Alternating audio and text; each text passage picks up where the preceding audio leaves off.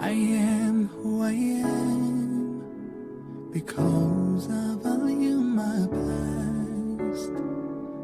The memories of yesterday can never be changed, but they give me a reason to live again.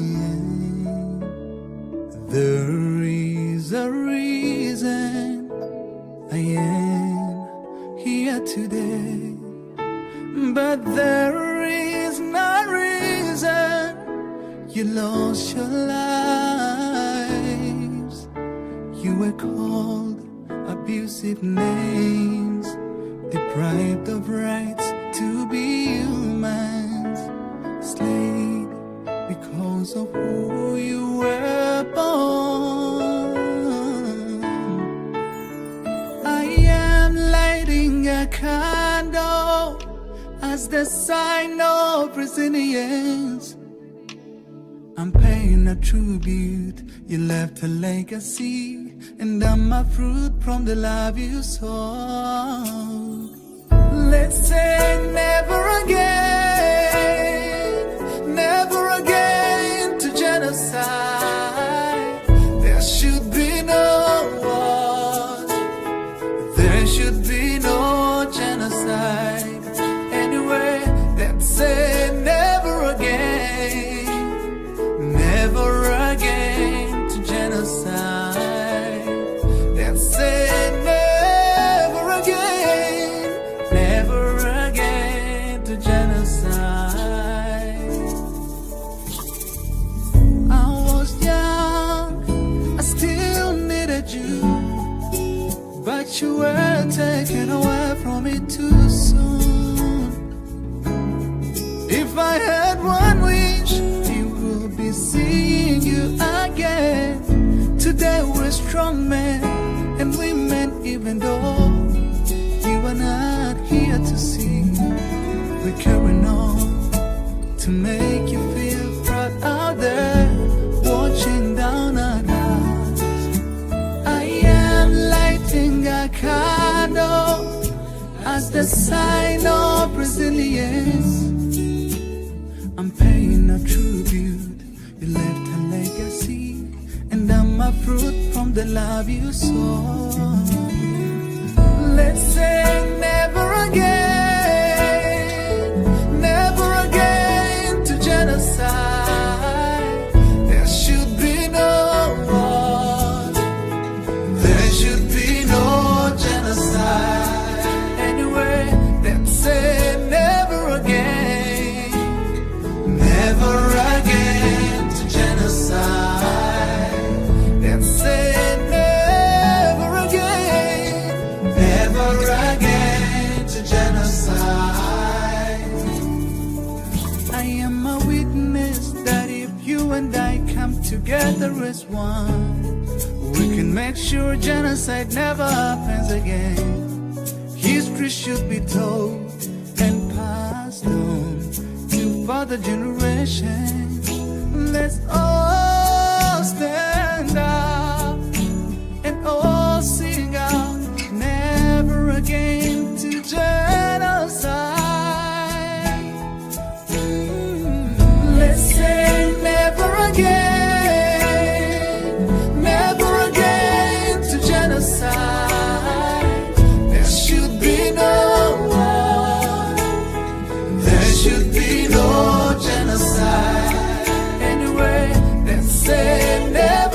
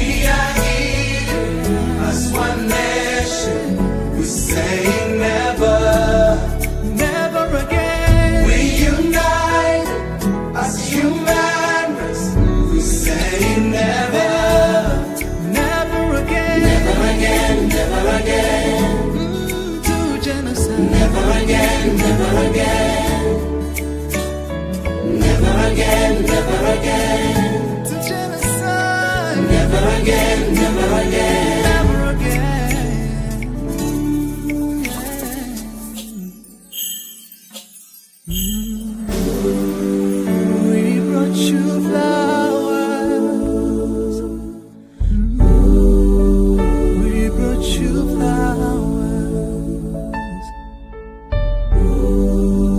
We brought you flowers. We brought you flowers.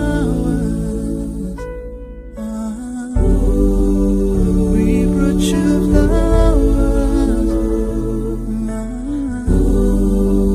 We brought you flowers.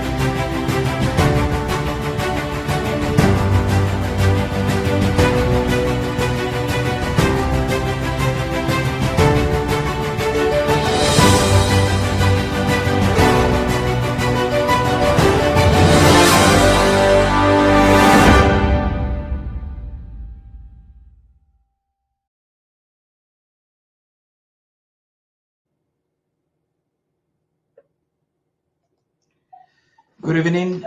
Tonight, our attention to the rapidly shifting global landscape and the potential impact of historic US-Russia possible peace negotiation and the hope of a nation that has been fighting war for over 9 years is going to feature or be the spotlight of our conversation. So as you know, both the United States and Russia have significant interest in Africa. They've all demonstrated different or vastly different foreign policies or policy approaches. This potential realignment that we are seeing of a global power, while concerning for some, could offer a unique opportunity for the people of Southern Cameroons. As you know, we've had a record of over 60,000 people whose life have been wasted, close to 2 million displaced in many different countries seeking for Sako. And the question remains, what is Ambazonia doing? Or how is Ambazonia aligning themselves to be a part of this community of people who seek to exist? Is exactly the reason we're here today. So while the details of any US-Russia agreement remain unclear, the very possibility of cooperation opens a window. A world less focused on great power rivalry might be more willing to address the root causes of conflicts like the one in Amazonia. We have seen recently how geopolitical shifts can influence recognition. Look at the growing numbers of nations acknowledging Palestine's statehood. Could this be a sign of things to come for Ambazonia? It's a question that many have asked. Some have suggested answers. I hope the barristers will give us some answers this evening before the draft begins. Could a de-escalation between the US and Russia create space for international attention to finally focus on the plight of the Ambazonian people? This again is a critical question. It's a fragile hope, yes, it is. But in a world where established norms are being challenged and rewritten, the pursuit for peace and self-determination for Amazonia might finally find fertile ground. The international community, less distracted by superpower tensions, might finally be ready to listen. And for the people of Ambazonia, the possibility, however slim, is a beacon in the darkness. We will continue to follow this developing story of Russia, where we transition into the newsroom to get some briefs of what transpired between yesterday and today. When we come back, we'll look at what Cameroon is doing in our homeland and how Ambazonia is positioning themselves. We'll have a very brief time to have this conversation and how Ambazonia is positioning themselves to not just boycott the elections come October, but to ensure that it is entirely sabotaged in the national territory of Ambazonia. Above all, at the apex of tonight, we will be listening to the President of the Federal Republic of Ambazonia telling us what he thinks, encouraging the people of Ambazonia to see where they are, what has been done, what is yet to be done. Why is he seeking the collectiveness of every Ambazonian at this critical time? What is the strategy? I'm not sure if he would want to reveal his entire strategy, but at least Ambazonians hope to get some answers. See you right after the break.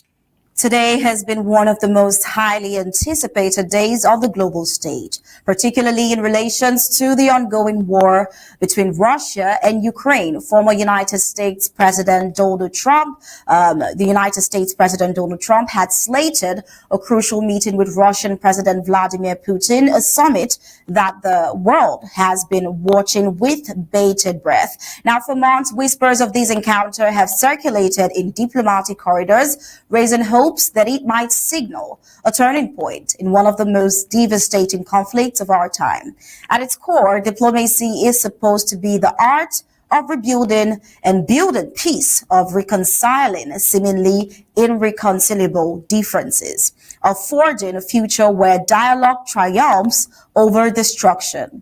Yet history has often shown us that diplomacy can just as easily become a game of posturing, power, and delay. The question now is whether this meeting will embody the true spirit of diplomacy or fall into the familiar traps of ambiguity and indecision.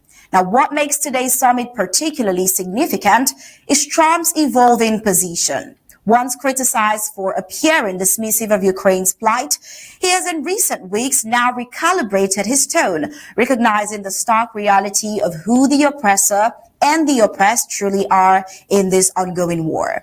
Now, his insistence that peace must go beyond a temporary ceasefire, shifting towards a comprehensive deal, marks a pivotal change in strategy. For Ukraine, struggling daily to defend its sovereignty, this change in perspective could mean the difference between a frozen conflict and a path towards genuine stability.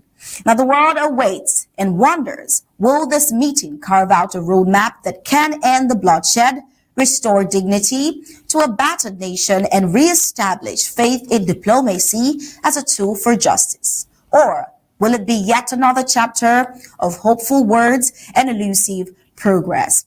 While we hope to delve into the question Mr. Tapa the King asked just before this global report, we're going to dive into all the recent happenings across Ukraine and Russia's war. I am Star Smart, and welcome to the Global News.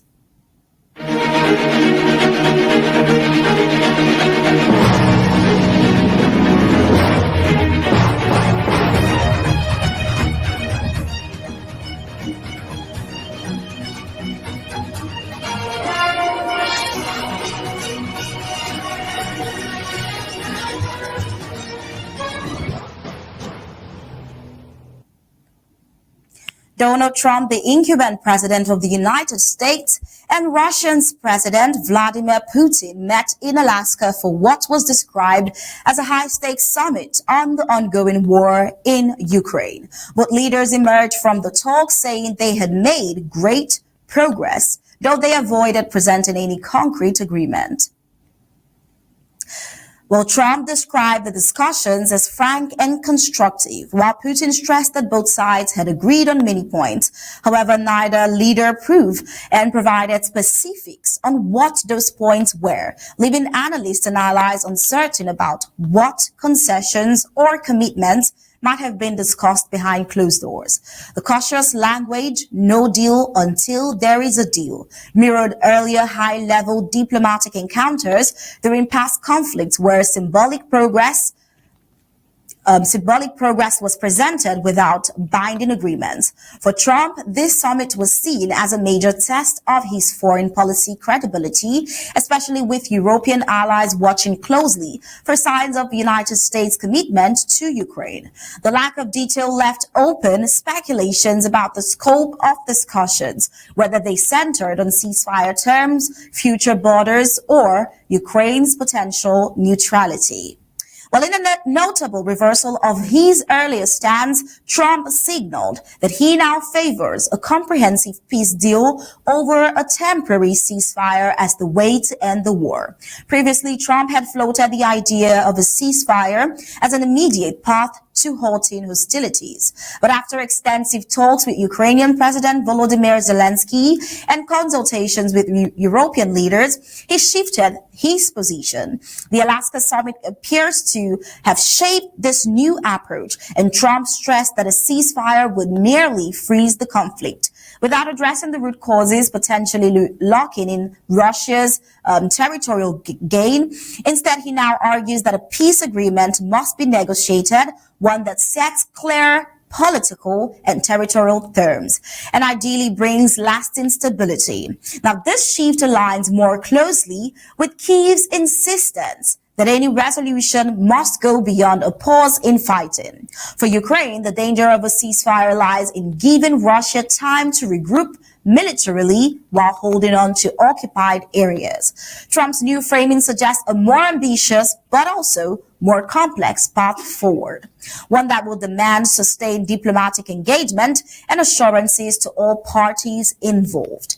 Following his long and substantive conversation with President Donald Trump, Ukrainian President Volodymyr Zelensky announced that he will travel to Washington, D.C. on Monday for direct talks. This meeting is expected to be pivotal, offering Kyiv an opportunity to secure commitments from Trump on military support, sanctions policy, and long-term guarantees.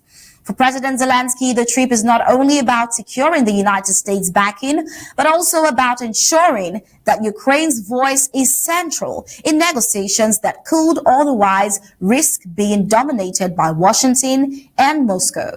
The Ukrainian leader has consistently warned against any settlement that sacrifices Ukraine's sovereignty or territorial integrity.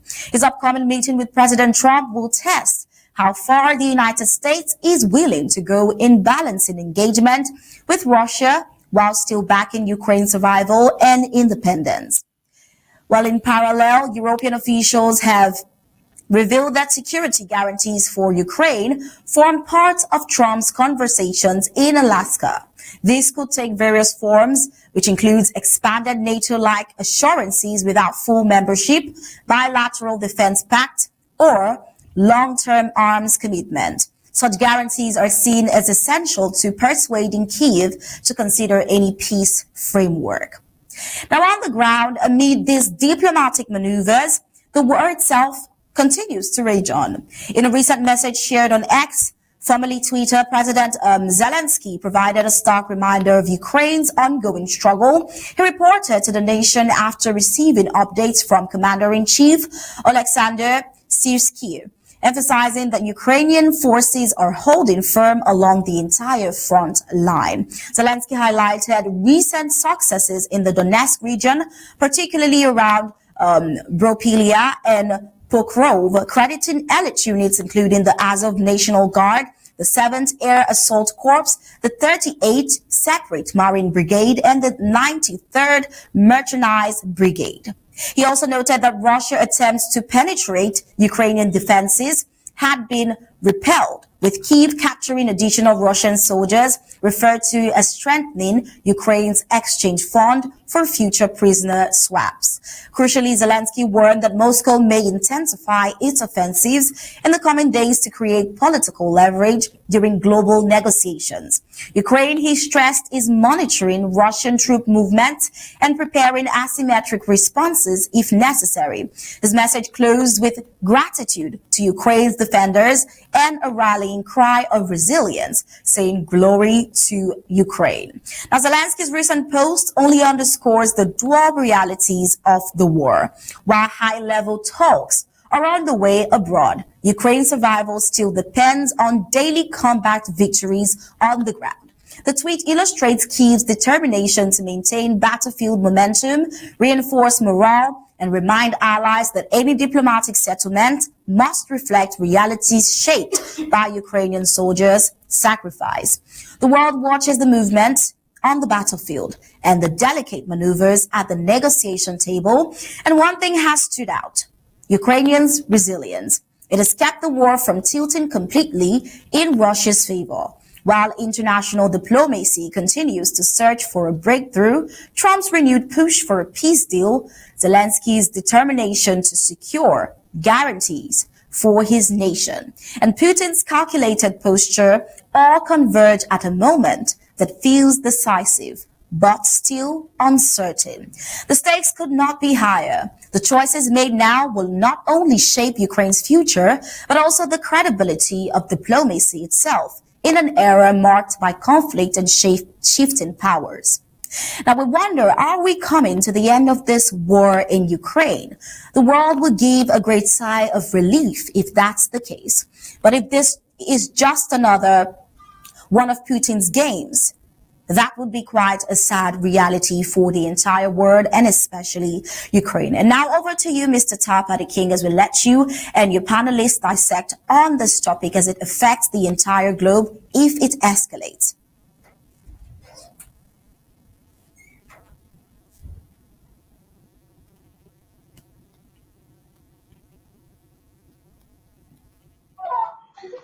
Thank you very much, Tasmat, for that amazing coverage right there. We're having some issues with the connection of Barrister Fru, which I am working on that right now. So as soon as that is established, we'll be back with a debate. But first, we had an audio from the president, and he was trying to educate us on some things. Before we get to that audio, let's get to the audio he provided for us yesterday.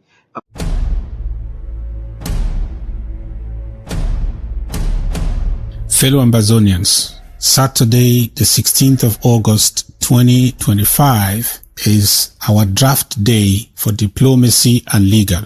I want to thank the organizers of the county draft events for making it possible for us to schedule this Saturday as our draft day for diplomacy and legal. There are many things I cannot tell you in the open. There are many things I can only tell you when we gather. And there are other things I cannot even tell you at all. That's how diplomacy is. Diplomacy is like the tongue that steers the ship. Looking from the outside, from a distance, you don't see it. But if you take away that tongue, if you take it away, the ship will lose its balance. It will lose its direction or its focus. Okay? You can even perish. Because of diplomacy, we have not allowed the world to define us and mischaracterize us. Because of diplomacy, we are preserved. We are not destroyed. Because of diplomacy, we have attention, the world's attention. We have audience and we are respected. Because of diplomacy, we know that this struggle will be resolved ultimately on the table. So I want to invite you on Saturday, the 16th of August. The time is 8 p.m. Share this message to all Ambazonians. at home and in the diaspora. You are all invited, not just to come and listen, but to come in the spirit of sacrifice, to lay your own sacrifice on the altar so that diplomacy should thrive, especially at this critical time, so that the issues we have to handle in the legal front should thrive in this critical time. This year is very crucial as we started learning since last year. There are things we must do this year and do quickly. There are some things we must put in place before October ends. There are things we must do before this year ends. There are things that are in motion. They need our sacrifices. These things will not happen because we are talking, because we are making a noise. These things will not happen because we can challenge each other. These things will not happen because we were supporting Ambazonia yesterday. These things will happen because of the sacrifices we make today and now. So I'm inviting you, let us come and let us give and let us share. God bless you. Hope to see you there. And Ambazonia is free and we must take back what belongs to us. God bless you.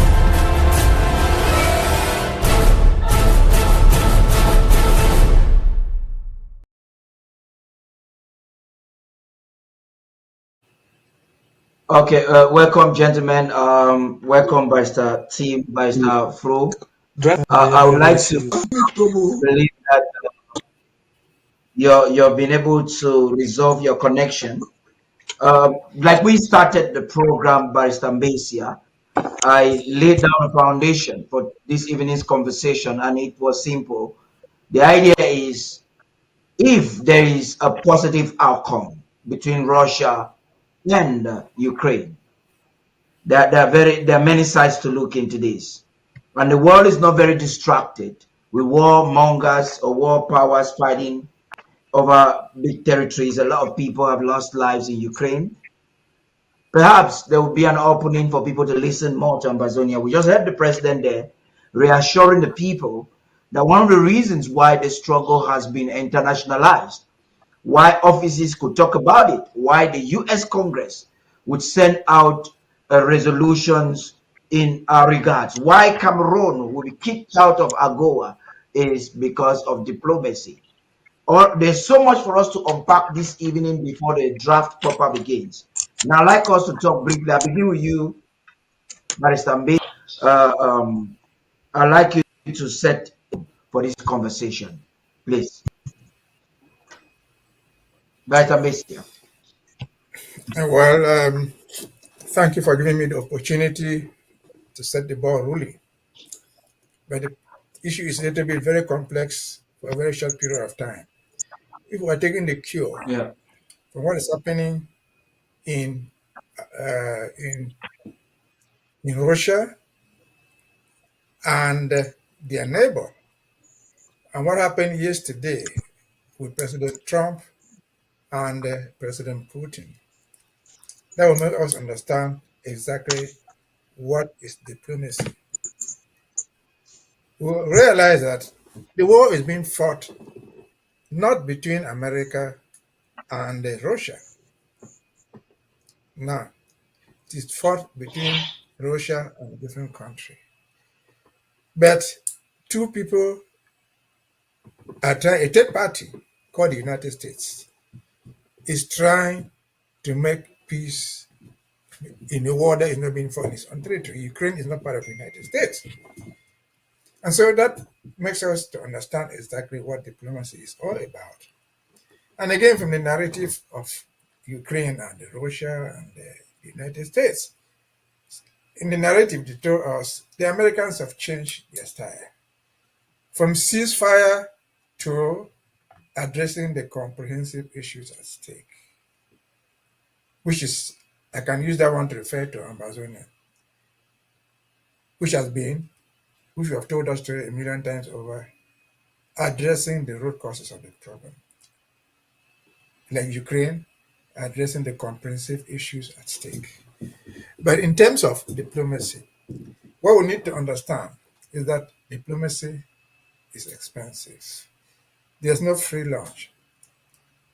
The Americans, President Trump, is not sitting there talking in defense of Ukraine for nothing. No, the Ukrainians have to pay a price for that. Remember a few weeks or months ago, President Trump said publicly that Zelensky, the president of Ukraine, has offered them some interest, mining their oil, whatever minerals they have there, in return for the United States helping them to end the war with Ukraine, with Russia, sorry about that. And so it tells you the price of diplomacy. That's the bottom line. They've been fighting the war between Ukraine and Russia was essentially the war. They started the war and they've been fighting it. But we find international people, others coming in. That's what makes it international. Different nations come in. But different nations don't come in for nothing. They come in with interests. They have an interest. It might be financial, it might be diplomatic, it might be strategic. But either way, those things cost money. Those things cost money. And so diplomacy is what it is. And if you say what the president said, there are many things he will not tell you. There are many things he will not say. But at the end of the day, there are many things you will see at the final day, which is a result of diplomacy. And so for us, what we've learned about that is that the world is not an island. Cameroon and Ambazonia, they are not island. They are not isolated completely from the world. They will come to us.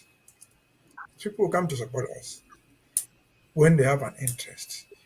And they will only have an interest. We will go there to sell to them what we have to offer them as the price of their support, as a reward for their support. That is not going to come cheap. It's not going to be free, which is the essence of diplomacy. It is the essence of what we are trying to do today. And let us be reminded again, Ambazonia is not an island, but a part of the world. And the problems that we face were in fact created by the international community, which international community is aware of what is going on. They are very, very aware. But nobody will come in until you are reminded of the interest. Very few people come in for something that they don't care. If you're driving your car down the street and you see a house on fire, you are not just going to park your car and jump into the fire. No, you would do that. Probably you know that is your friend's house. His family is being burnt. Then you say, oh, this is my friend's house. You jump in the process of saving his family. Maybe you die yourself. But you not jump into every street and just do that. No, you must have an interest to do that. The fire will be burning, people will be passing, others will come and jump into it to put out the fire. Some of them will succeed. Some of them will bear injuries before they succeed. And that's what. And as far as we are concerned with this draft, let us be reminded this is the United States. Diplomacy in the United States is very, very complex. Complex, not because it's difficult. Complex because of the changing nature of American politics. So look at that. What we were doing yesterday, just 36 months ago, with Biden, is not what we're going to do today with Trump. What we did with Trump before Biden is not what we did with Biden when he came in 10 years ago. And so we have to keep this diplomacy vibrant. We have to keep it active. And then let the president who are handling it know the strategies to use with different governments that come into the United States. Because they shift with their policies as well. Over to you. Yeah, we prior to this time we have discussed the shifting tides, the shifting global order, and today our interest was more on this possible deal, which will mean that the world will be less distracted. Also, there are nations recognizing Palestine. The dynamics is kind of complex, like you would have said it. Nobody could have said it even better than that. But this is something I told you to set the tone. And you set the tone in such a way that will make Ambazonians to think about the oil deal in London. You know the oil dealer in London, do you remember? You're telling Ambazonians, we need to strike a deal. I'm just trying to bring some fun into the conversation. Ukraine has resources in control of that they can mortgage for their freedom, for America's intervention, unwavering intervention. Barrister Fru, we still have hijackers over our resources, which means that it is literally not very feasible for us to go into any negotiations bargaining with those resources. Else, the president will not be inviting people tonight to try to get them put resources together. So let's look at all of these and talk real quickly. Like I said, we have so much to impact this evening, and we want to look at one here, what the chiefs and what all the senators are doing in Ambazonia ahead of the election, because that is all intertwined with the purpose why Ambazonians are here tonight. Barrister, please. Yes, buddy. You remember on this network, I used the word transactional diplomacy. That is what Trump has introduced into his diplomatic outreach in all what he does now in foreign policy. Listen, Paddy, you raise an issue there. We are still fighting the hijackers that have hijacked our resources. If anybody wants to engage with us in transactional diplomacy, he must give us the means to liberate ourselves and have what is ours before we can transact. Right now, hijackers are on our own, taking everything away. La Republic is surviving because of our oil. They have hijacked our resources. Until we can fight and get it back, we cannot transact on those resources. So what does that mean? It means that if anybody is interested in helping us, you must first give us the means to be in control of our resources, then we can transact. Paddy, something happened yesterday. You see, the United States has signed an agreement with Ukraine to take 50% of their resources and intend to liberate them from the Russians. Now, yesterday, the United States met with the Russians, and nothing came out of it. No ceasefire, nothing was given, no give and take. We will shake hands and talk about business and talk about diplomacy. Is that not going to impact on the transactional diplomacy that the United States engage in Ukraine? I don't know, but we are all looking at what the world is turning to. Having said that, this international community was responsible for where we are today. It is only moral that they rectify what they didn't do, and then when we get into our own sovereignty, we will have our resources to transact with. We are caught up in a catch-22 because we do not own our own resources that are on our land, the land of our birth, because hijackers are on it. The first is La Republic of Cameroon, not to talk of those who are drilling there, the Chinese, the Russians, and the French. Of course, they are coming through La Republic of Cameroon. So what do we have to transact? We don't have. Until somebody gives us the means to drive away the hijackers before we can transact. So we are caught in a catch-22. Yesterday was very telling because I think it is a little bit early, Barrister Fru, for us to draw conclusions because I'm not drawing any conclusion. I am analyzing our situation. Is it not true that our resources have been hijacked? Yes, it is true. No, that's not what I'm saying. I'm talking about something else. You're correct. Our resources have been hijacked. That's no news. I'm saying that it's just a few hours after the summit. We are still observing the stories very clearly. to see how things will change. We don't expect overnight change. No, But yeah, buddy, I watch CNN on a regular basis. I watch MSNBC. I watch Fox News.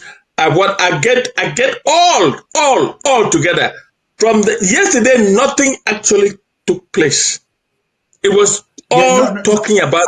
No, hold on. Let me finish. It was all talking about business and diplomacy. Very little of diplomacy, but majority business. And everybody shook hands and laughed and went home. How does that help? How does that help? Mr. Afro, get what I'm saying. I'm not disagreeing with you, but I'm saying it is a little bit too early for conclusive statements to be made.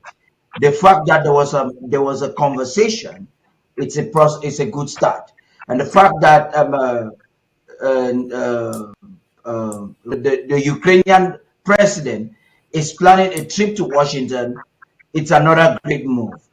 And the fact that Putin promises to invite President Trump to Moscow for a next session of a conversation is a good start. It cannot be overnight. That notwithstanding, our interest here is if there is a positive outcome, will that the distraction the world is claiming, because we've heard even the president a couple of times says that the world is so busy, either with the war in Israel or the war in Ukraine, and funding, even when we're trying to assist the refugees in Nigeria, funding, UNHCR is claiming that they cannot longer give them food because funding has been conveyed to the Middle East or to Ukraine. So we are looking at it speculatively to see if something can come out. Before we even move further with this conversation and to find out what is happening at the home front, let's hear what the Secretary of State for Communications and IT, Dr. Martin Mongwa, has to say. Thank you. Dr. Samuel Ikome Sako, President of the Federal Republic of Southern Cameroon's Ambazonia, fellow cabinet members, members of the House of Assembly, all protocols respected, ladies and gentlemen, fellow Ambazonians. Today, Saturday, 16th August 2025, we gather for our diplomatic draft day. I want to thank the organizers of the country draft events for making it possible for us to dedicate this day to strengthening both our diplomacy and our legal fight. Diplomacy has not worked alone. Our communications effort has traveled alongside it, speaking for us where we cannot be, correcting the lies told about us, and carrying our voice into places where our presence is not yet possible. Recently, the Voice of Ambazonia has boosted not only our communication to the world, but also opened additional diplomatic channels for those who want to know about our history and circumstances on the go. Together, diplomacy and communication have preserved us from destruction, earned us respect, and kept the world's attention on our cause. We know this struggle will be settled at the table, but that table must be prepared.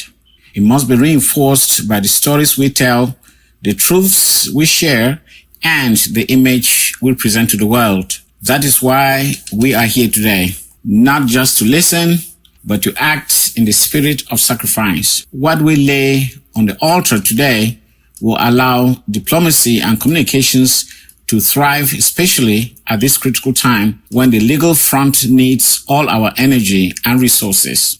This year is crucial. There are urgent steps we must take before October ends and others before the year closes. This will not happen because we talk or argue. They will happen because of what we give and do now. Your sacrifice today fuels the work that will win tomorrow in courtrooms, in diplomatic halls, and in the media. So I say this: if you believe Ambazonia must be free, give today. If you believe our children deserve a future without war, give today. If you believe our history must be told and our truth must be heard, give today. Let us not leave this hall the same way we came in. Let us leave lighter in our pockets, but heavier in our commitment. Let every hand contribute so that every voice will be heard in the places where decisions are made. God bless you. God bless Ambazonia. And together we will take back what belongs to us.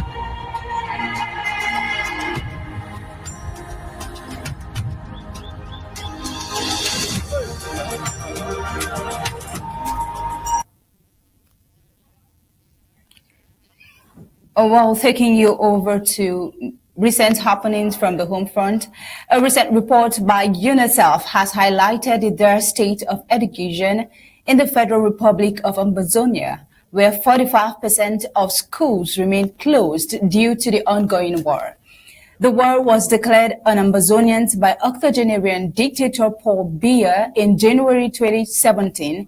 As of March 2025, 2,533 out of 5,517 schools were non-functional, affecting approximately 1.4 million children. We see that the prolonged crisis, which began in 2017, has led to widespread disruption of education services, with violence and attacks on educational infrastructure being major contributors. The United Nations Children's Fund has emphasized that education remains a critical priority need in Ambazonia and that the shutdown of schools exacerbates vulnerabilities among children. The agency has warned that without immediate intervention, children in Ambazonia face significant risks, including recruitment by non-state armed groups, child marriage, sexual exploitation and abuse, child labor, trafficking. We see a lot of these. We see trafficking and we also see gender-based violence. Now, the UNICEF has also reported that this report exposes the insecurity in Ambazonia, contrary to French Cameroon's claims that normalcy has returned to Ambazonia. Also, recent reports from human rights organizations, including Amnesty International, have documented the targeting of schools, further complicating efforts to restore normalcy in Ambazonia. While some schools have reopened their doors over the 2024 and 2025 school year, the situation remains there. In areas like Libialem, schools such as Seat of Wisdom College have opened their doors for the first time since the war began, with some schools in villages which have conducted their first school leaving certificate exams since 2016. The United Nations Children's Fund report also that this is a call to action for the colonial government, French Cameroon, humanitarian organizations, and other stakeholders to prioritize education in Ambazonia. Immediate intervention is necessary to prevent long-term damage to the children, to education, and also the well-being of the children in Ambazonia. Now we see that tonight, this is the case we're having in Ambazonia about education. And not only that, we have this report still in Ambazonia from the home front, and now viral video from a recent presidential campaign in the Republic of Colonial French Cameroon has sparked intense reactions online. The footage captures a dramatic scene where frustrated citizens are seen chasing campaign vehicles, an unfiltered display of raw public anger and disillusionment. Let's take a look.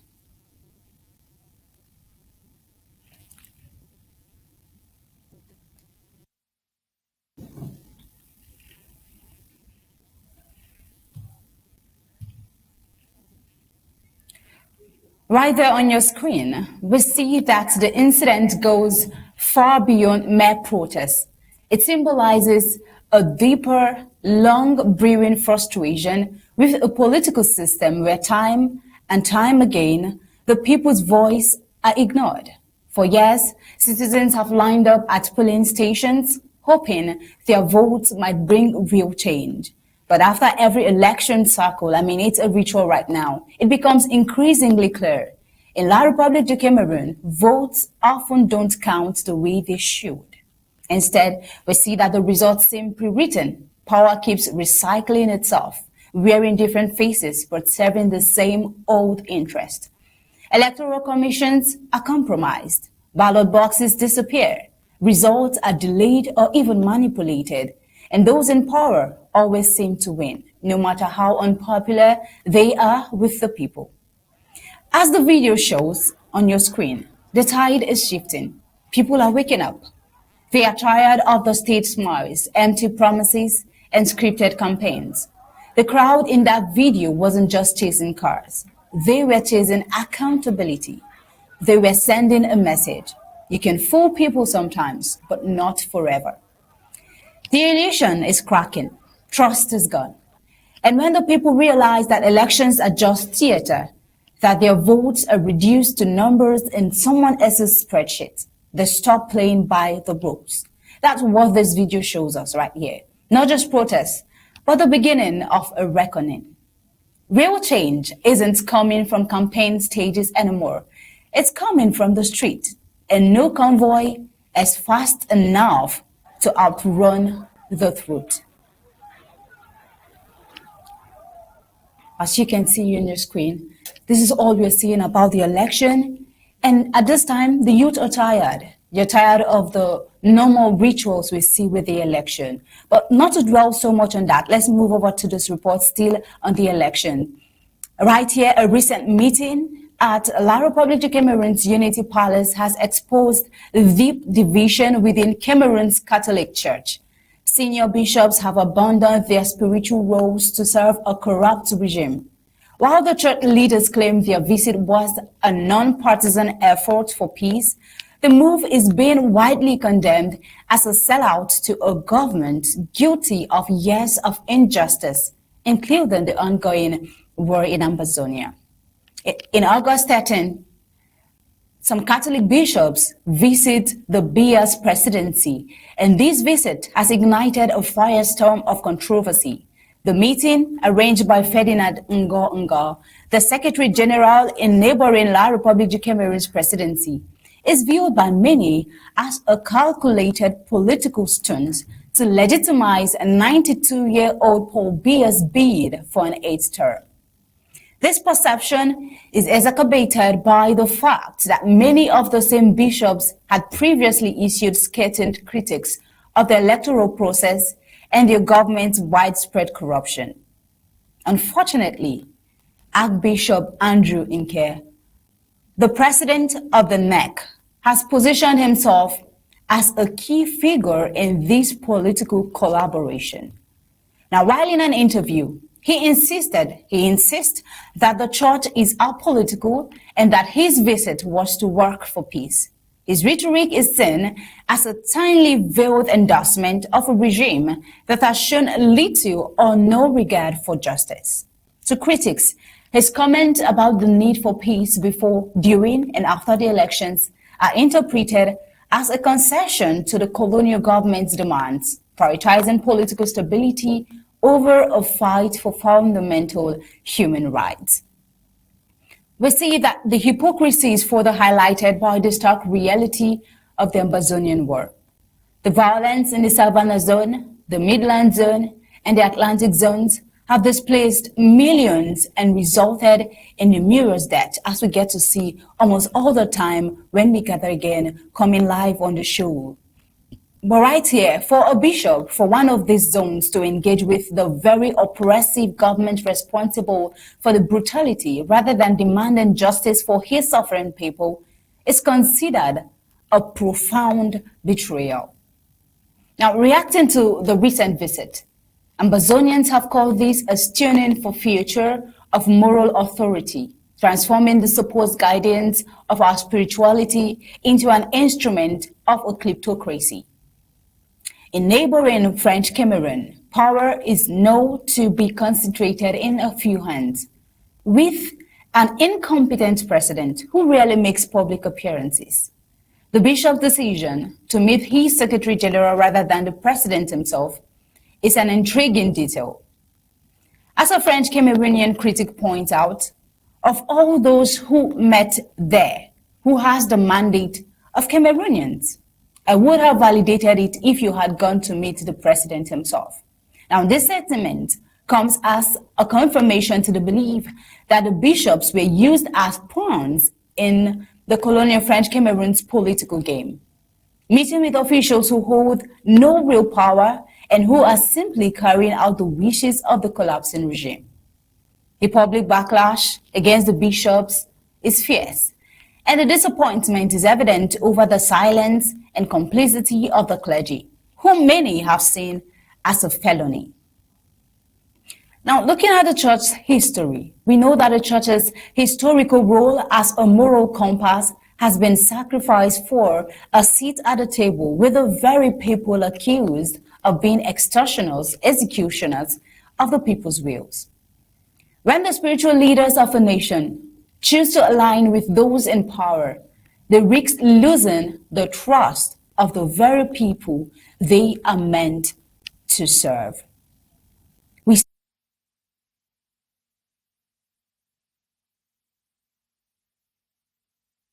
We've been having this development, but then let's take a look at this video.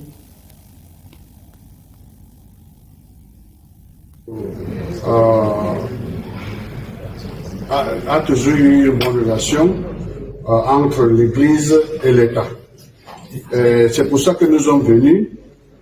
Comme vous constatez vous-même, l'Église comme telle n'est pas partisane. Mais chaque chrétien qui est citoyen a le droit d'exercer son droit politique. Et c'est pour ça que nous sommes venus concerter avec le ministre d'État, secrétaire général de la présidence, pour voir comment on peut faire ensemble, comme pays, pour avoir la paix avant, pendant et après les élections prochaines. Okay, well, that is Bishop Inkia right there, giving us his statement and perspectives as regarding these. But then we don't understand that there's this myth in Africa where we believe that religion is being used as a tool for political campaign. But in this case, having to see bishops, having to see our spiritual guides and leaders getting involved into politics, what are your thoughts? What do you think about this thing? Are they genuine?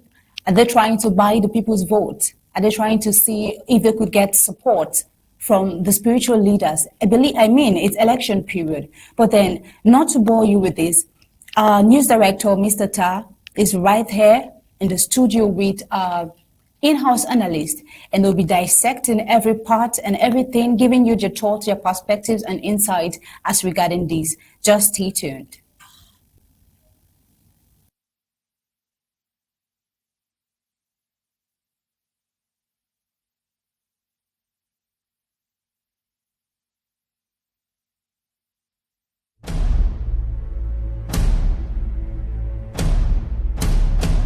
Fellow Ambazonians, Saturday, the 16th of August, 2025 is our draft day for diplomacy and legal.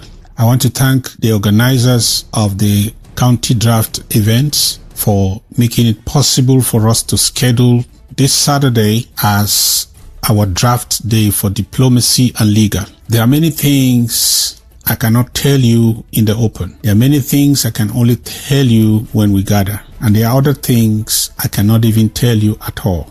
That's how diplomacy is. Diplomacy is like the tongue that steers the ship. Looking from the outside, from a distance, you don't see it. But if you take away that tongue, if you take it away, the ship will lose its balance. It will lose its direction or its focus. You can even perish. Because of diplomacy, we have not allowed the world to define us and mischaracterize us. Because of diplomacy, we are preserved. We are not destroyed. Because of diplomacy, we have attention, the world's attention. We have audience, and we are respected. Because of diplomacy, we know that this struggle will be resolved ultimately on the table. So I want to invite you on Saturday, the 16th of August. The time is 8 p.m. Share this message to all Ambazonians at home and in the diaspora. You are all invited, not just to come and listen, but to come in the spirit of sacrifice, to lay your own sacrifice on the altar so that diplomacy should thrive, especially at this critical time, so that the issues we have to handle on the legal front should thrive in this critical time. This year is very crucial as we started learning since last year. There are things we must do this year and do quickly. There are some things we must put in place before October ends. There are things we must do before this year ends. There are things that are in motion. They need our sacrifices. These things will not happen because we are talking, because we are making a noise. These things will not happen because we can challenge each other. These things will not happen because we were supporting Ambazonia yesterday. These things will happen because of the sacrifices we make today and now. So I'm inviting you, let us come and let us give and let us share. God bless you. Hope to see you there. And Ambazonia is free, and we must take back what belongs to us. God bless you.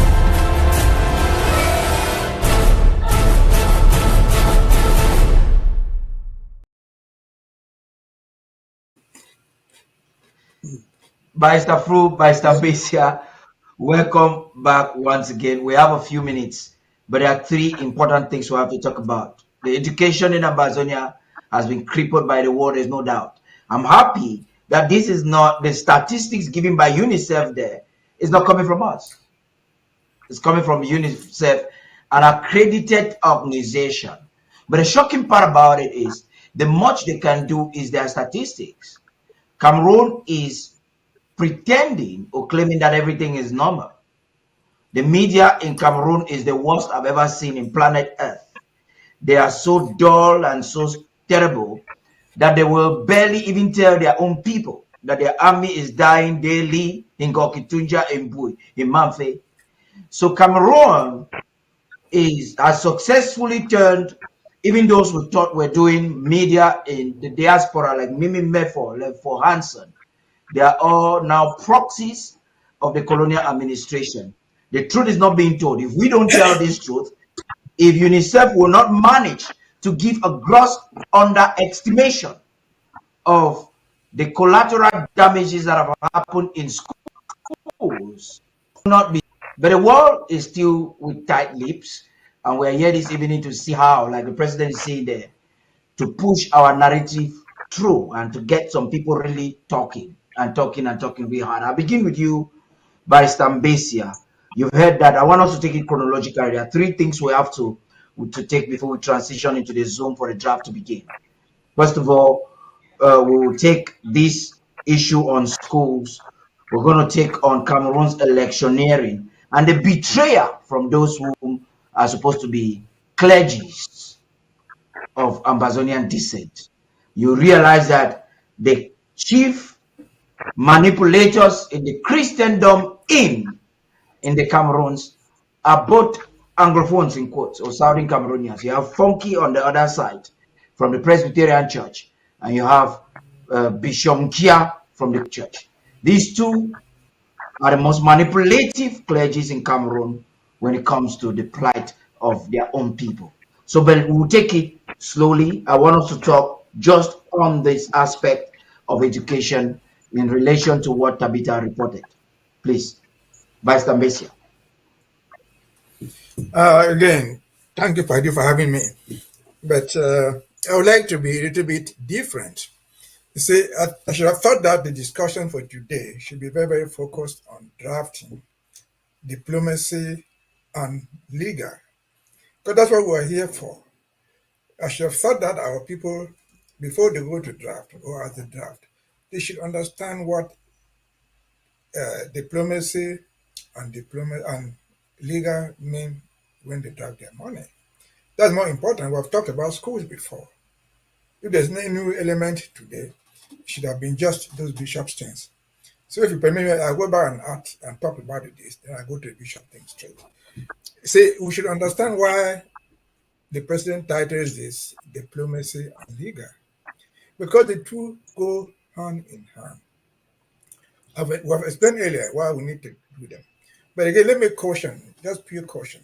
Who analyze foreign diplomacy and want to compare it to ours, we must be very, very careful with what we say and how we conclude.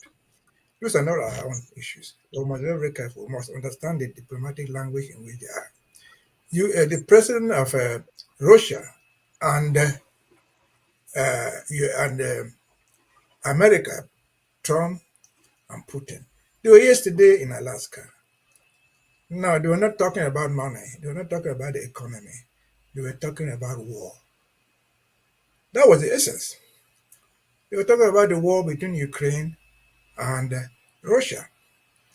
And what they came out and said there, maybe we missed it. They said there's no deal until there's a deal. That is a lot in diplomatic language. I said earlier, the United States is not involved in any war. But when they call that meeting, they are talking for Russia, for Ukraine. They don't hide that. They're acting for Ukraine. After having entered deals with the Ukrainians. That's their private deal. But they say there's no deal until there's a deal. They report to the Ukrainian people, to their government. And until they approve of whatever thing they talk about with Russia, there's no deal. Can that have any meaning to us, comparatively? Of course. We've seen Yaoundé and their supporters frame out negotiations where people go to Canada, where they go to Yaoundé, call it Grand National Dialogue or anything.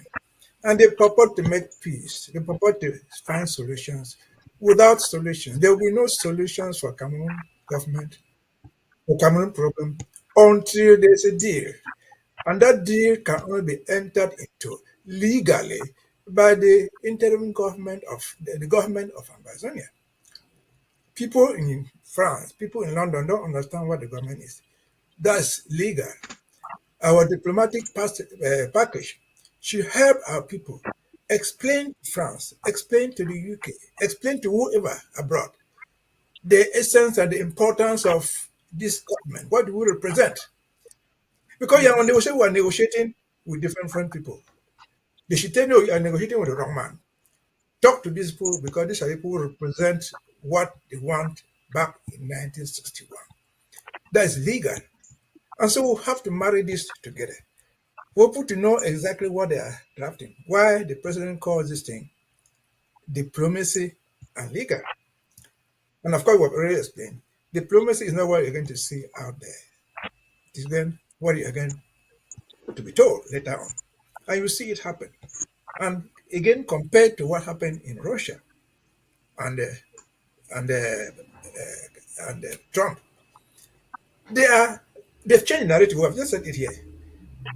The Russians have imposed it on to Ukraine that there's no need for a ceasefire without addressing the root causes of the problem, because that's postponing the problem. We know the problem, maybe we know. Of my is personal.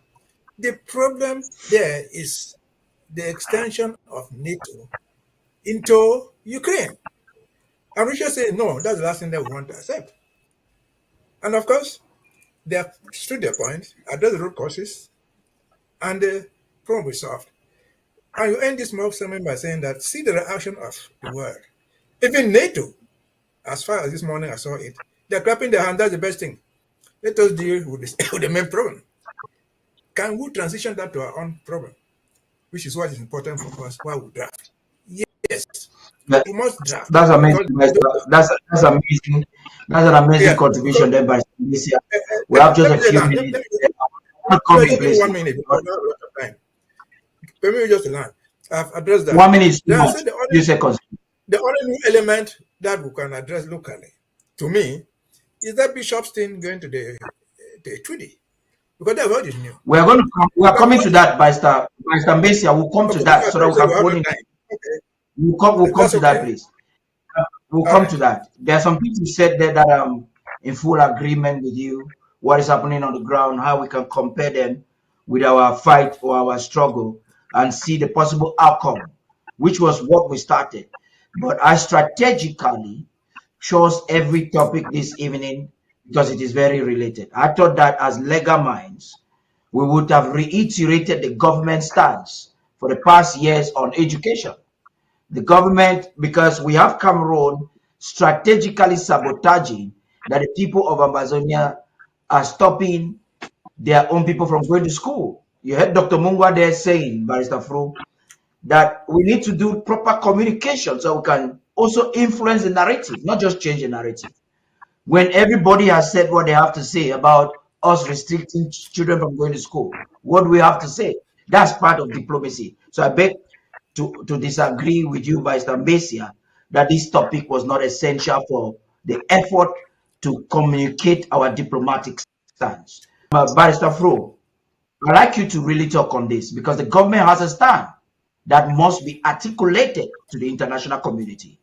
And that influences our diplomacy categorically. So when you see UNICEF is coming today to place the danger, it only explains the rationale of the government policy in this regard. Go ahead, Vice Chair.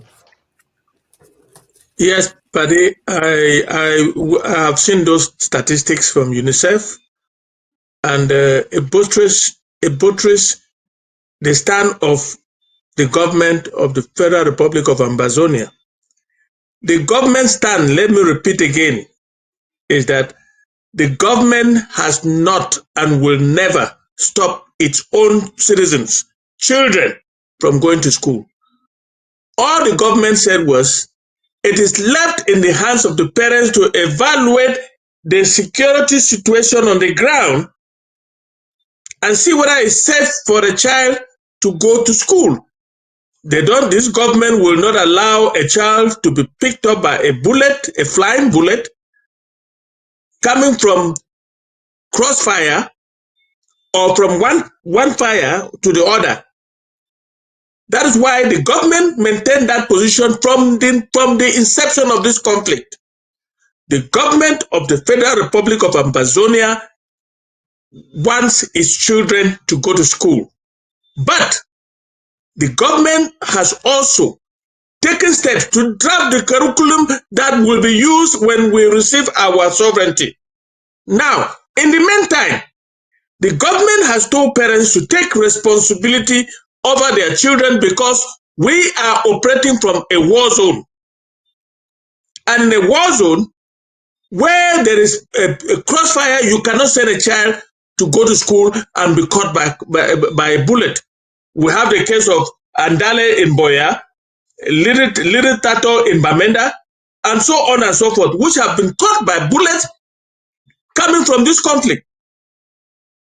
And this government has maintained that position. And the statistics that UNICEF has issued today buttresses the position of this government. It indicates that the war in Ambazonia is very active, and for that reason, parents have taken their responsibility for not having their children killed. So schools have been affected, and there are many areas that schools have been affected because of the fighting. Therefore, La République du Cameroon bears total responsibility for what is happening to our children. And UNICEF should know that. If they don't know that, it is maybe because they are not interested in what is happening on the ground. The war is raging, and La République tends to tell the world that everything now is normal. They are not telling the world that soldiers have been killed in Bui. Cameroon soldiers are being killed in Bui. They have been killed in Gokutunja. They have been killed in Manu. They have been killed in Mezam and other hotspots, even Dian and Meme. But La République will tell the world everything is normal. Until we come to the negotiating table and have a deal. And that deal, I argue, will have to be our sovereignty for us to enter our resources and take care of our children, our children's children, and our great-grandchildren still to come. But if without that, what would be the reason? Who is talking for us? Ukraine is lucky because the United States is talking for Ukraine. Who is talking for Ambazonia? It's like we are doing it on our own. That is why the draft today is so important, that will give the resources to our people to make our case in the international community understood by everybody. That is, it is logical. That's an amazing point made right there. Very quickly, so we use the few minutes left in our hands effectively. Let's talk about the Ndenkia and the clergies in Ambazonia or in Yaoundé visiting offices. Reverend Kia there was well aware of the criticism that will be coming his way, and he started claiming that his visit to some offices is apolitical. How apolitical that is a question that I would like to ask us. But I know you have been willing to talk on this. Please, let's try to focus on that so that we can get into I'll focus on it, but let me just go back to education. You have mentioned. Let me say something on education. Yes, because we're dealing with diplomacy.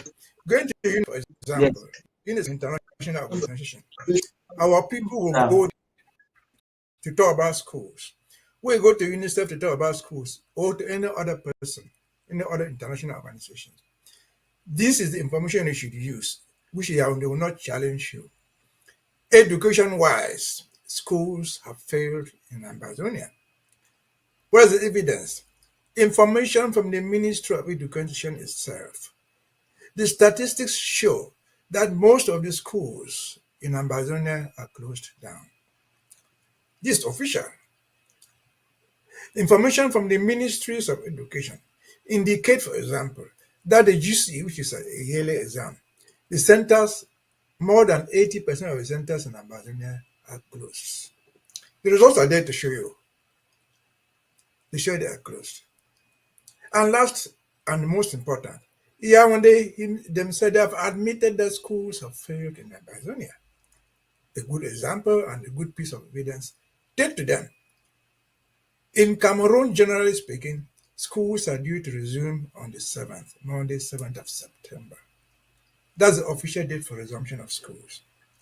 But as far as Ambazonia is concerned, even in terms of Yaoundé, officially, schools are not resuming in Cameroon, in Ambazonia on the 7th of September. They are resuming on the 8th. Why? Because 7th of September is a ghost town day declared by Ambazonians in honor of this fight. Education, whatever Yaoundé believes, they don't authorize schools to resume on Monday. That's the three pieces of evidence that our diplomatic people should use to support the idea of a failed education system.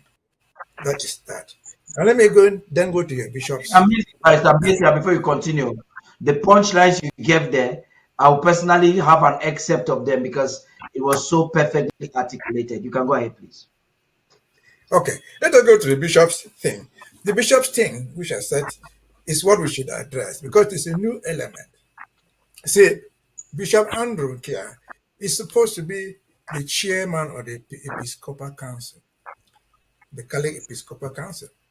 But lest we forget, in all there are 26 bishops in Cameroon.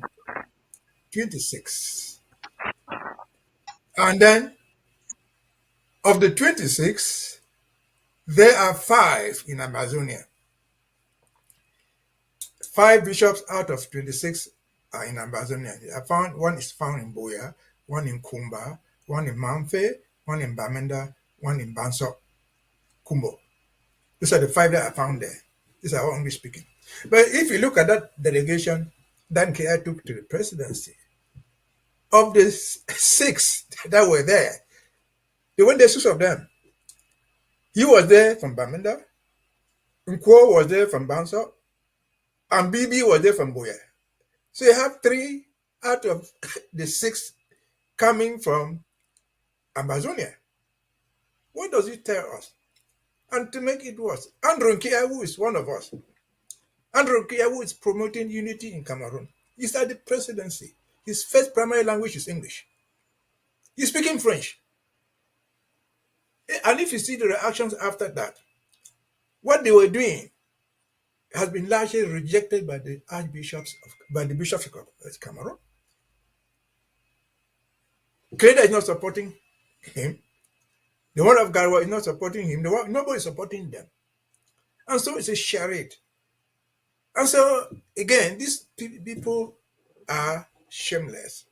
How can they explain that of the people who want to mount this charade at the presidency to confirm or to baptize Ngongo? Of the 6 of them who went there, 3 are Ambazonians. Bishop Kwo of Nso, Bishop Andrew of Bamenda, Bishop Bibi of Boya. What are they doing there? Again, if you take it again to diplomatically, these people can tell the world these are not our people, legally. What they say there does not represent Ambazonia, because they will tell you, well, these are Ambazonians. That's why they will say that will be the narrative. And so these people have failed woefully, and we've said this many times before. Who in Bamenda, the Christians, Catholic Christians, will say that this war has not affected his or her family? That he leaves the house every day on Sunday to go and take communion from Andronkia. Who in Kumbo, where we have the Bui, call it Bui, will say that they have not been affected by this war 1,000,000 times over.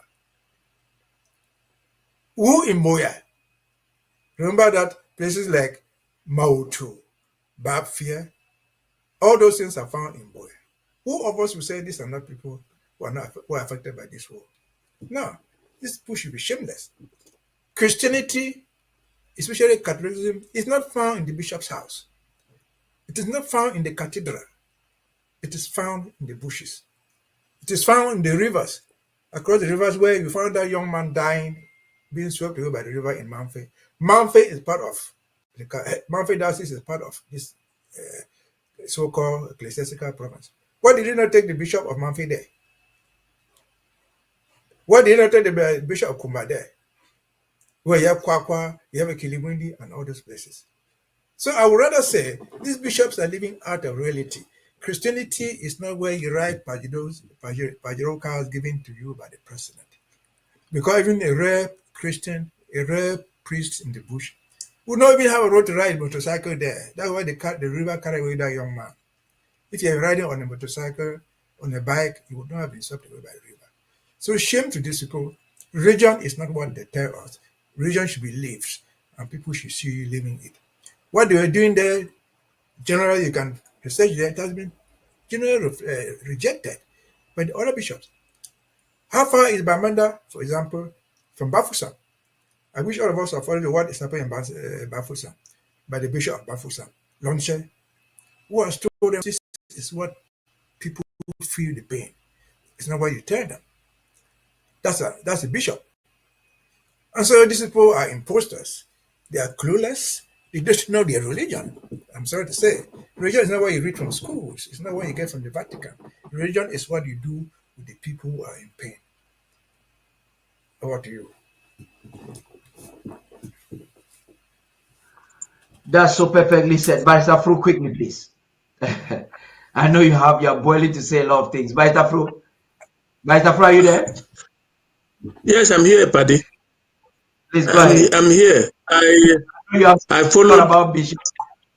I followed. Yeah. Can you allow me to speak, please? Yeah, go ahead. It's like your son is coming late. I followed the declaration of Bishop Kia in Yaoundé, in the presidency in Yaoundé.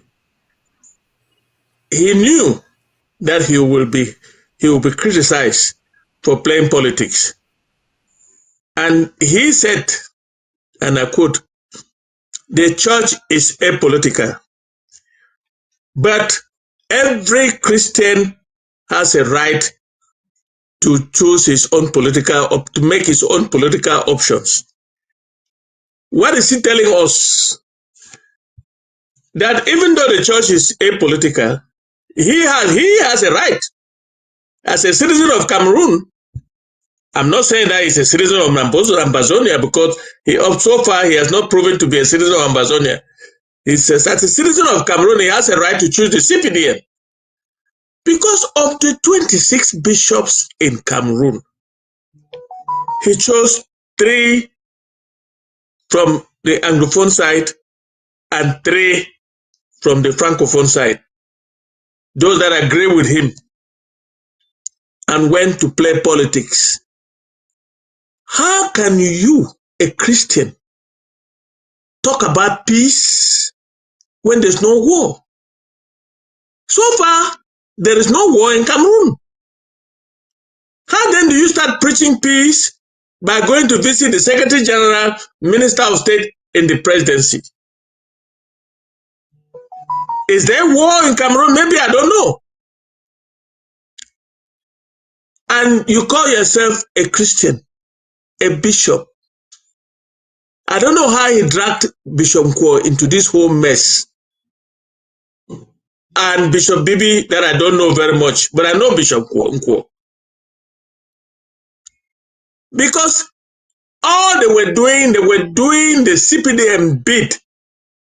Did Biya invite the bishops of Cameroon to the presidency to be received by Ngongo? The facts are clear. Biya is not in a position to invite any bishops, and if he does invite bishops, he will be there.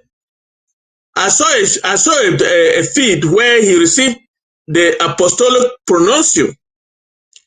Whether he was lucid or demented is another story. But to go to the presidency knowing that the head of state is not there, you will be received by the Secretary General, Minister of State. What does that mean? And when did you go? During campaigns of elections in La République du Cameroun. What are you going to tell them? Let's pray for peace. Where is the war? So far, there's no war in La République du Cameroun that you have to be praying for peace. Why don't you pray secretly and wait for the war to come before you call for peace? That's the way men of God behave. You cannot be talking about peace without war.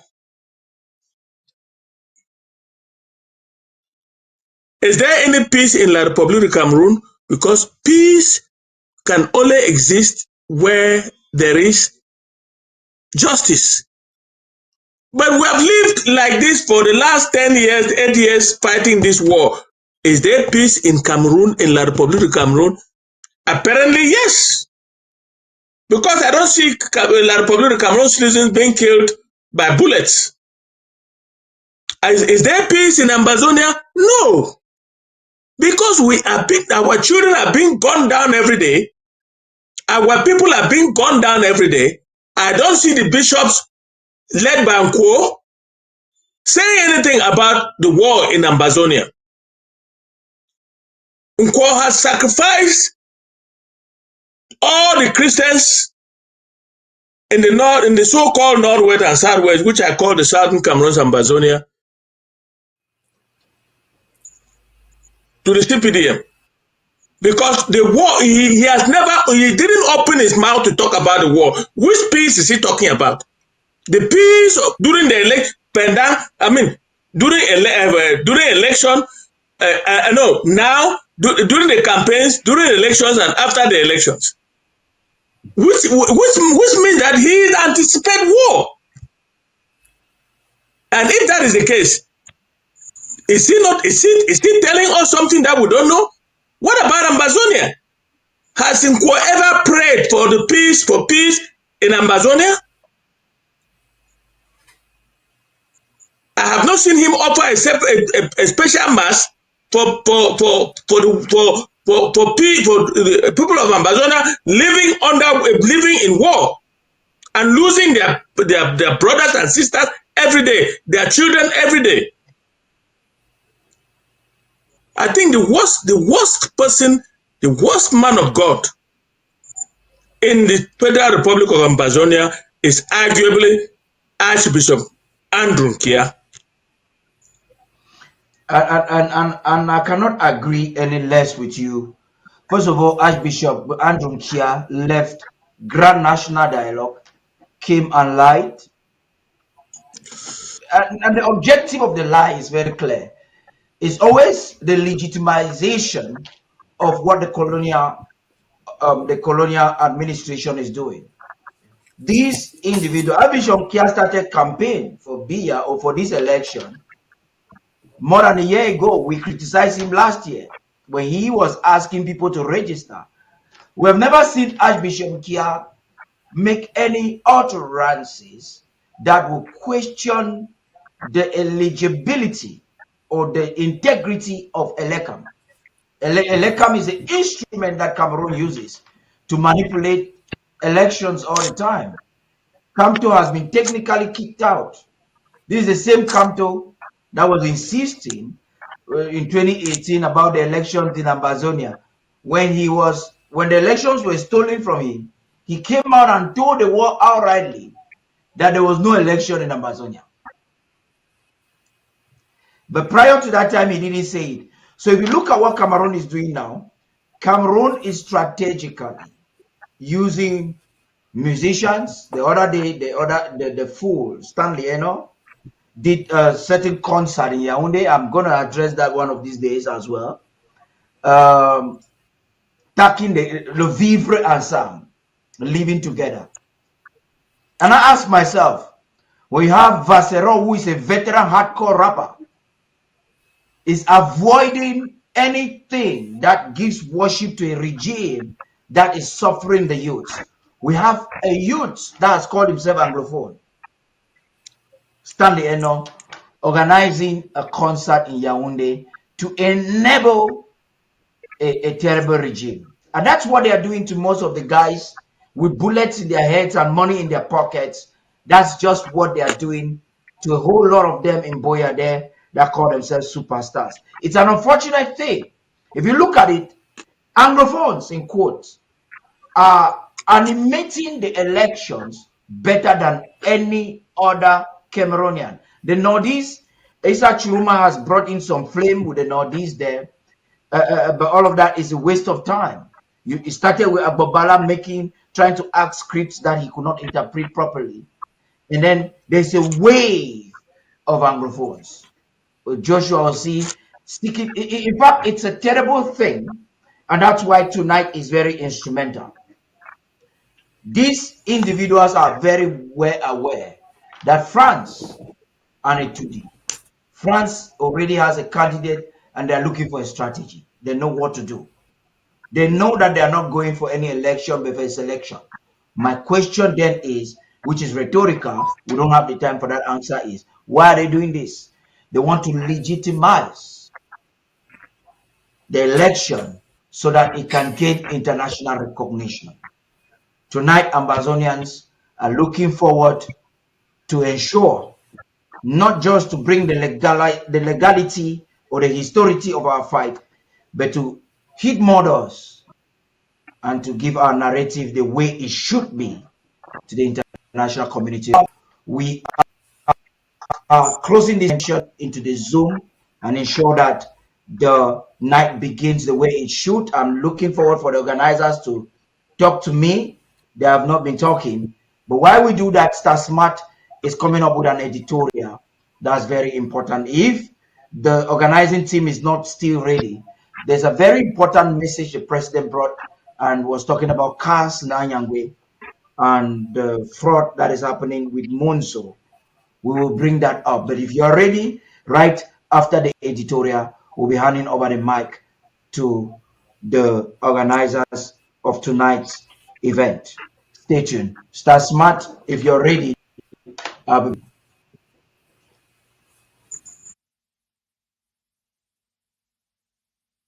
On the draft day today for diplomacy, as Ambazonians mark draft day for diplomacy today, the movement leans into a twin-track strategy, security reform at home and relentless advocacy abroad. While a far-flung diaspora keeps the engine running for refugees and relief, the question isn't whether diplomacy matters, it is whether diplomacy without leverage ever works. Now, why draft day matters? Draft day has grown into a symbolic exercise in state building, an occasion that tests leadership by results and reaffirms that Ambazonia's fight for liberation is backed by concrete structures, not mere slogans. Now, this year's campaign builds on a first marked by tighter financial controls, reduced infighting, and renewed battlefield discipline.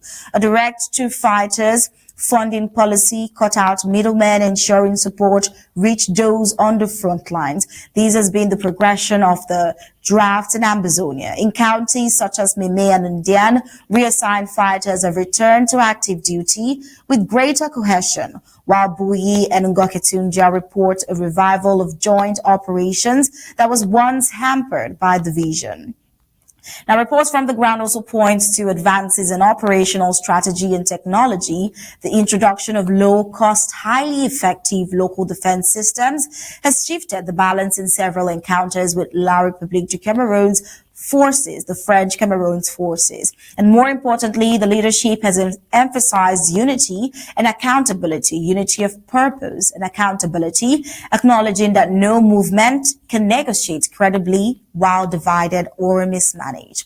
Now, on the diplomatic stage, Ambazonian advocacy has delivered measurable gains. Resolutions from the United States, Senate, and House, as well as the European Parliament, have spotlighted abuses in the Cameroons and called for meaningful dialogue. Washington's suspension of AGOA trade privileges and visa restrictions on implicated officials signaled the growing international unease with Yaounde's conduct. Now, while a formal ICC investigation was yet to be opened, consistent legal filings have ensured that the crisis remains on the radar of international justice systems. The Swiss facilitated mediation, although stalled, proved that credible third-party avenues exist when parties approach in good faith. And on Homefront Voices, it remains clear any process that excludes Ambazonia's legitimate leadership lacks both credibility and durability. Now, draft day also serves as a reminder that Ambazonia has built structures meant to demonstrate readiness for statehood, a cabinet, a legislature, drawing members from all 13 counties, and a judiciary framework form a working model of governance. Media platforms like the ABC Amba TV have survived attempts at suppression and continue to inform both citizens and the international community, projecting an image of resilience and capacity. Now, the diaspora, which is sustaining the struggle beyond the battlefield and diplomatic corridors, we see the diaspora continuing to carry the humanitarian load, from funding refugees' education in Nigeria to covering the cost of displaced families. Contributions year after year have been the lifeline for communities uprooted by conflict. Advocacy in the United States secured temporary protected status for people from the Cameroons, though the program now faces a reversal, underscoring the need for renewed lobbying and international solidarity. Draft Day channels the same diaspora energy into coordinated actions, transforming donations into both frontline support and diplomatic leverage. Well, Draft Day has become more than an internal fundraiser. It is now a message to the world. It signals that Ambazonia is organized, resilient, and increasingly difficult to ignore. Diplomacy backed by discipline and transparency projects strength, and diplomacy without accountability only delays solution. By mobilizing resources and reaffirming commitment, Draft Day tells allies and adversaries alike that the quest for recognition and independence is not fading, but only intensifying. Ambazonia's struggle has entered a new phase: coordinated defense on the ground, structured governance in waiting, growing visibility abroad, and a diaspora that refuses to look away. Each of these pillars converges on Draft Day, a moment designed not only to raise funds, but to reinforce legitimacy. The story of Ambazonia is not one of collapse, but of persistence. It is a story of a people who have built institutions under fire, who have turned displacement into global advocacy, and who continue to project the image of a nation in the making. The world may debate, may delay, or even doubt, but the will of Ambazonia is clear, and the march towards freedom is both irreversible and undeniable. Ambazonia does not ask for sympathy at this point. It demands recognition. It does not wait for history to be told. It is writing its own history. With this, we'll head back to the studio with our news director, Mr. Tar Party King. That's amazing, Star Smart. Thank you very much for that editorial there. I would like to believe that those are ready to take on. While I'm waiting to get signals, there's something very important from the president that I know we may listen to, and I'll be coordinating with Professor Epote and Professor Ayim. Please, I need some signals from you both to know the way forward.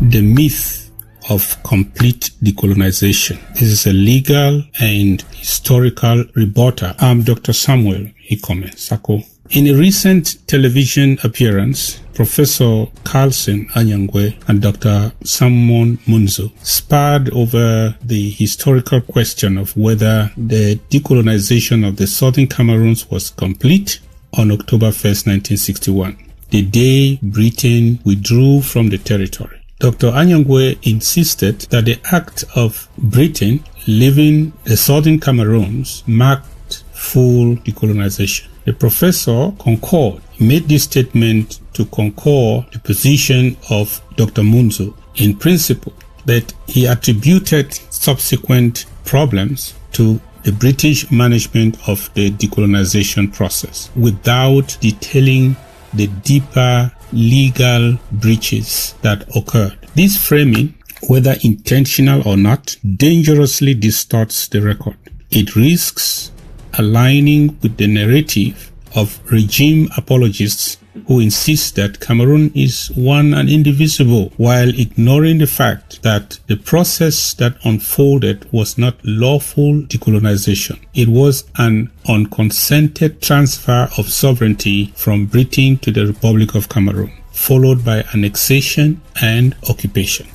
Decolonization. I know it is more than a flag ceremony. It's more than a flag ceremony. International law, particularly the United Nations Charter, the Trusteeship Agreement, and related General Assembly resolutions do not define decolonization as the mere departure of the administering authority. It is a process requiring, number one, self-determination through a fair and transparent choice that includes all legitimate status options, including independence. Number two, constitutional arrangements reflecting the will of the people of the trust territory. Number three, negotiations between the equals, not unilateral imposition by a successor state. In the case of the Southern Cameroons, none of these conditions were fully met. The plebiscite without independence on February the 11th, 1966, and unsupervised plebiscite gave the Southern Cameroon voters only two options: join Nigeria or join the Republic of Cameroon. The option of full sovereignty, the essence of true independence, was absent. The exclusion violated the spirit of the UN Resolution 1514, Alinea 15, on the granting of independence to colonial countries and people. Without the third option of independence, the plebiscite was a consultation to transfer sovereignty either to Nigeria or French Cameroon.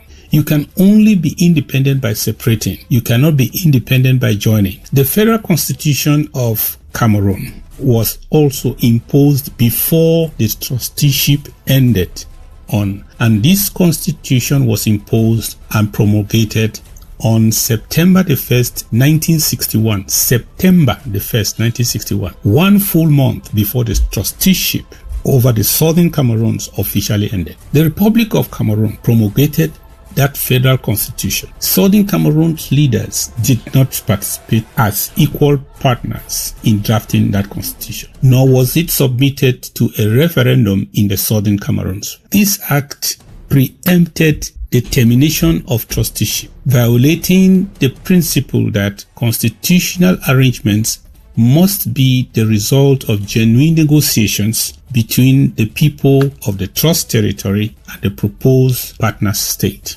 Also, a false comparative perspective between the Southern Cameroons, Togoland, and Tanganyika. The Southern Cameroon state stands in sharp contrast to other trust territories. British Togoland in 1956 held a plebiscite offering the choice of continuing trusteeship or integrating with the Gold Coast. After the Gold Coast's independence as Ghana, Togoland became part of the new state by prior transparent consent of all the authorities and the people of Togoland. Tanganyika in 1961 moved from self-government to full independence in a clear, linear process without being subsumed by another state before independence. The Southern Cameroons, by contrast, already had self-government, a functioning parliamentary democracy, and its own head of government, arguably more advanced than French Cameroon at the time, yet was denied the independence option and absorbed by another state without consent. Annexation, not independence by joining. That's what it was. The so-called independence by joining formula, often cited to justify the outcome, was not standard UN practice. Where joining occurred elsewhere, it followed an act of independence or was accompanied by constitutional guarantees negotiated in good faith. In the Southern Cameroon's case, what happened was a direct transfer of sovereignty from Britain to Cameroon. This was annexation under the cover of UN procedure, not lawful decolonization. The danger of sanitizing the truth, and this I say to all of us nationalists. When respected nationalist figures such as Professor Anyakwe sit alongside well-known regime apologists or sellouts like Dr. Monzo, and fail to press the legal and historical truth, it risks legitimizing a false narrative, saying merely that the British messed us up, like Professor Anyangwe said, without naming the breaches of law, is an abdication of responsibility to the movement and the people of the Southern Cameroons. The problem today is that the Southern Cameroons Ambazonia remains under occupation. Its legal personality as a self-governing territory under international law has never been extinguished. But in practice, its autonomy, institutions, and cultural rights have been dismantled by Yaoundé's unitary state. The consequences are evident: marginalization, systemic oppression, and armed conflict. This is the way forward. We must revive the Banjul Declaration. The African Commission on Humans and People's Rights of 2009 recognized the need for dialogue. This means a valid entry point, and that remains a valid entry point. Genuine negotiations are needed, no imposed solutions. Any settlement must be negotiated between legitimate representatives of the Southern Cameroons and the Republic of Cameroon on an equal pedestal. International advocacy is needed. We have to press for the recognition of the UN supervised process, that this UN process in the first place failed to meet the trusteeship obligations, and that the people's right to self-determination remains a valid one. Conflict resolution. Without genuine dialogue, the conflict will persist. The war will continue. But with genuine dialogue and negotiation, a political settlement becomes possible. And here's my conclusion. The departure of the British on the 1st of October 1961 was not the end of colonization in Southern Cameroons. It was the beginning of a new form of domination. Pretending otherwise is not only intellectually dishonest, it perpetuates the very injustice that has led us to the current conflict. True decolonization is yet to be achieved, and the struggle continues, not for nostalgia's sake, but because justice demands it. Thank you for listening.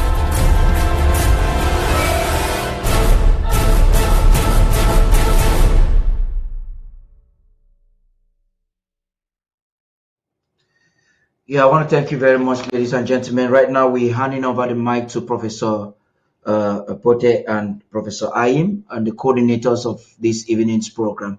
Thank you for watching. We'll be back live when the president will be addressing the nation this evening. Stay tuned.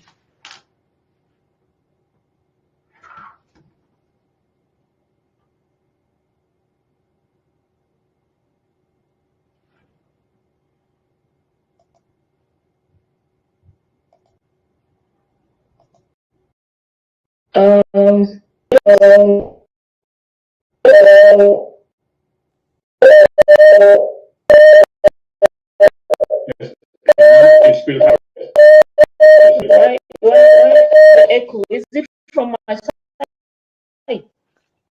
A sound, maybe see, it's just been muted. Oh. Okay. All right. Mr. President, all protocol observed, fellow Ambazonians, you're welcome to this very special where we are drafting the end. Our program will apologize for the late start, and so we will go straight into our program for tonight. We will have the agenda as follows. President will call the meeting to order, and we will have a word of prayer from Pastor Commando, silence from Pastor. If he is not to command, continue with the minute of silence, and then have the national anthem to be sung by Chairlady of Meme, Chairlady Judith, and the House rules will be read by me, Bernard. This will be followed by a motivational speech from SOS Ongwa. ABC will usher the president in, who will speak to the world, because it's about diplomacy. And then after the president's speech, Masira and her team will take over. We'll have a word from Masira. She will pass the next draft. And then at the end of the draft for diplomacy, remarks from the president, and then close from Nee Bernard. So our program for it, I'll become moderating the program, the first program in particular, with Dr. Joe Bashi, not Director Padi, is Dr. Joe Bashi. So without ado, I will hand over to Dr. Joe Bashi immediately the president order. Mr. President, the floor is yours.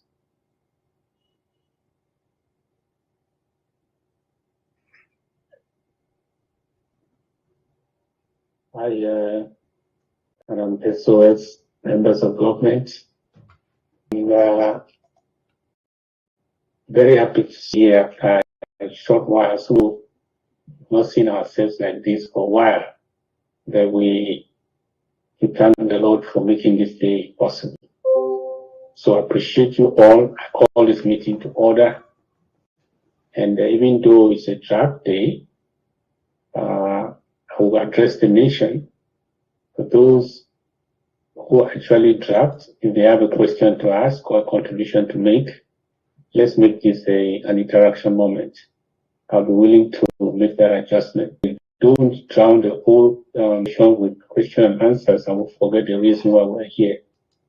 So let's focus on the major that if there be other things to talk, we can talk, especially those who track effectively and put in their money. Thank you for coming. Let's get started. Thank you very much, Mr. President. Dr. Jobashi. Thank you so much, Officer. I don't know what I should call SOS, Chair Lady, or those caps, the video. We are just going straight away to our next item, which is a word from Pastor Commando. Pastor Commando, please, the floor is yours. Greetings to us and welcome. Heavenly Father, let us pray. The of Ambazonia, we are here before you, but you know our hearts, you know our desires. Even though you know as omnipotent, omnipresent, you still want us to talk to you. We are here talking to you as the children that have recognized who you are, and our dependency is on you. When we started this journey, we started with a crowd. And we saw that when Jesus was dying, only a few people stood around him, even though he fed 5,000, 4,000, and thousands. Even so, the cause of Ambazonia, the selected ones by you, not by any human, are seated here. And those who have already done what is supposed to be done, we thank you. We thank you. We thank you. Now open the eyes of those who are still sitting on the fence to jump in and do the necessary. We have a lot of talking, a lot of criticism, a lot of question asking, but nothing is being done by those who are gifted, not from God, but from the enemy, to bring in questionable questions that will drop the morals of those who are weak-hearted. But we came out with a do or die, like Esther. I will go in when it is not time. If I perish, I perish. We have taken the baton and we are going in. We will go to Boya in Ambazonia. Thank you, Father. Use us this evening. This is our prayer. In Jesus' name, amen.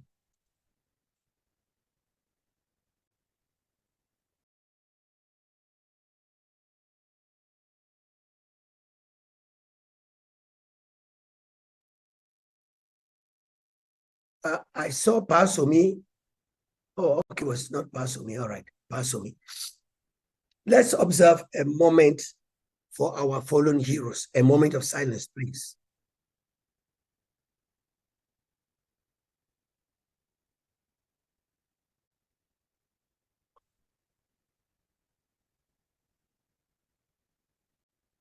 Bearing in mind that we are not just paving the way, but those who started paving the way with us have gone ahead because of this great task of getting back into the real nation that is ours.